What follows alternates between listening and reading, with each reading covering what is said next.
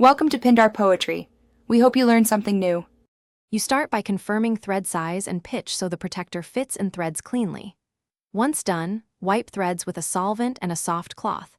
Make sure no grit remains. You should test fit the protector by hand, turning it clockwise until it seats. This prevents cross-threading. If threads are slightly damaged, apply a light anti-seize or specialized thread tape.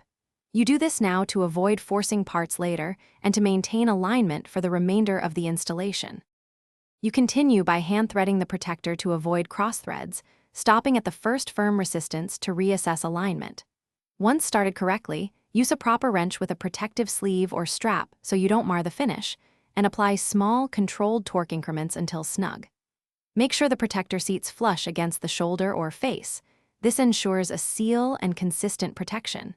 If you used anti-seize, expect slightly less torque required, so make adjustments accordingly to prevent over-tightening. You finish by confirming a secure fit and rechecking torque after the first few uses. This prevents loosening from vibration or heat cycling.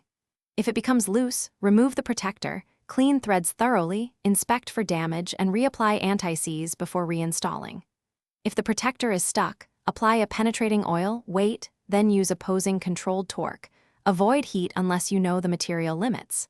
One key troubleshooting tip: if cross-threading occurred, stop and retap or replace damaged parts rather than Thanks for watching. Consider subscribing if we helped you.